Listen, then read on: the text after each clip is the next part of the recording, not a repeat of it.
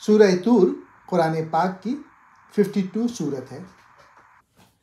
یہ سورت اللہ تعالیٰ کی عظمت، قیامت کے دن، جنت اور جہنم کے بارے میں بات کرتی ہے۔ اہم نکات: نمبر 1، اللہ کی قسمیں۔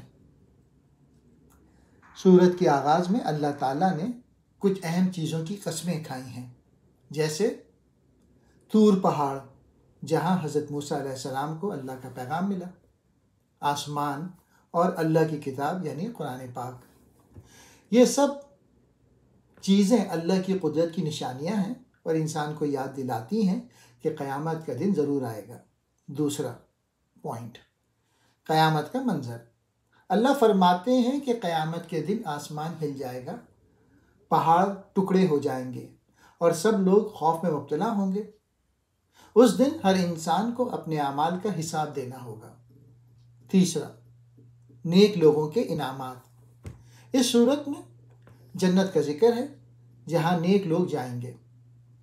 جنت میں انہیں بڑے بڑے انعامات ملیں گے، جیسے خوشبودار مشروب، جنت کے خوبصورت باغات، آرام دہ تخت، خوبصورت بیویاں اور ان کے بچے بھی ان کے ساتھ ہوں گے تاکہ جنت میں وہ خوش رہیں۔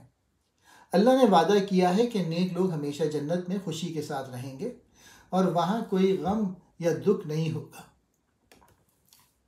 چوتھا، برے لوگوں کا انجام۔ جو لوگ اللہ اور قیامت کو نہیں مانتے اور برے کام کرتے ہیں ان کے لیے جہنم ہوگی۔ جہنم میں انہیں سخت عذاب دیا جائے گا۔ وہاں نہ کھانے کو اچھا ملے گا اور نہ سکون، وہ پچھتائیں گے، لیکن اس وقت ان کا پچھتانا کوئی فائدہ نہیں دے گا۔ پانچواں، اللہ کی قدرت۔